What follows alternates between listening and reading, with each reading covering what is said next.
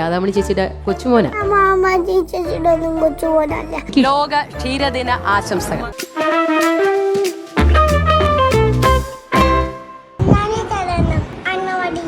പുതിയ മന്ത്രിയൊക്കെ വന്നതല്ലേ ശംഖു, നമുക്കൊന്നുകൂടെ ചോദിച്ചു നോക്കാം. എല്ലാവർക്കും ലോക ക്ഷീരദിന ആശംസകൾ. മിനിസ്റ്ററെ, നമുക്ക് ഇത്തവണ ബിരിയാണി കൊടുക്കാൻ പറ്റുമോ? ഏറ്റവും അടിസ്ഥാനപരമായി നമ്മൾ അഭിസംബോധന ചെയ്യേണ്ട ഒരു ഇടമാണ് അംഗൻവാടികൾ. അതെ അതെ, അപ്പൊ പിന്നെ ബിരിയാണി കൊടുക്കാലോ. കുഞ്ഞുങ്ങൾ എന്ന് പറയുന്നത് ഒരു സമൂഹത്തിന്റെ ഏറ്റവും വലിയ സമ്പത്താണ്. കുഞ്ഞുങ്ങളുടെ ഇഷ്ടങ്ങൾ നമ്മൾ പ്രയോറിറ്റി കൊടുക്കുന്നു. കാര്യങ്ങൾ പോസിറ്റീവാണ് ശംഖു, ബിരിയാണിക്ക് ചാൻസ് ഉണ്ട്.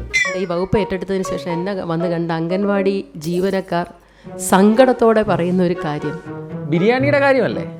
ബിരിയാണി കൊടുക്കാൻ പറഞ്ഞു.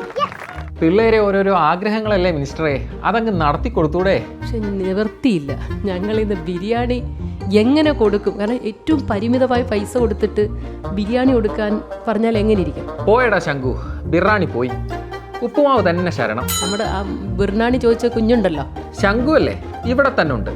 മിനിസ്റ്റർക്ക് ശംഖുനെ അറിയോ? അവൻ നമ്മുടെ ചവറയിലെ ഞങ്ങളുടെ മളാകോം ജില്ലാ സെക്രട്ടറി രാധാമണി ചേച്ചിയുടെ കൊച്ചുമോനാ. കൊച്ചുമോനെ, ഇപ്പറഞ്ഞത് ഉള്ളതാണോ? മിനിസ്റ്ററേ, കേരളം കണി കണ്ടുണരുന്ന നന്മയാണ്. എന്റെ അപ്പാമ്മ ഓമന, എന്റെ അമ്മയുടെ കാര്യം. ആരെ കൊച്ചുമോനാന്നാ മന്ത്രി പറഞ്ഞേ? രാധാമണി ചേച്ചിയുടെ കൊച്ചുമോനാ. പിള്ളേര് വരെ ട്രോള് ആണല്ലോ. ശംഖുവിന് മറുപടി ഉണ്ടോ മിനിസ്റ്ററെ? വകുപ്പിനെ സംബന്ധിച്ച് എന്തെങ്കിലും ചോദ്യം ഉണ്ടോ ചോദിക്കും. കംപ്ലീറ്റ് തള്ളായിരുന്നല്ലേ. എല്ലാവർക്കും നമസ്കാരം. വനിതാ ശിശുക്ഷേമ വകുപ്പ് ഏറ്റവും ഫലപ്രദമായ ഒരു വകുപ്പായി മാറ്റണം, അവിടെ ഒരു സിഗ്നേച്ചർ പതിക്കണം എന്ന ആഗ്രഹമുണ്ട്. ഏതായാലും വന്ന പാടെ അതങ്ങ് സാധിച്ചെടുത്തു. സിഗ്നേച്ചർ നന്നായി പതിഞ്ഞിട്ടുണ്ട്. നമുക്കൊന്നും പരിചിതമല്ലാത്ത ഒരു സാഹചര്യത്തെയാണ് നേരിടുന്നത്. അതെ അതെ, ചെറിയ തള്ളലൊക്കെ ആയിരുന്നേൽ പോട്ടെന്ന് വെക്കായിരുന്നു.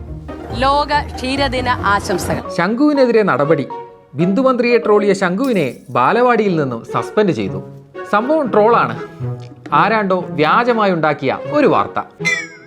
ട്രോളാണെങ്കിലും സംഭവം അങ്ങനെ അങ്ങ് വിട്ടുകളയാൻ മന്ത്രിയുടെ പേഴ്സണൽ സ്റ്റാഫിന് പറ്റൂല.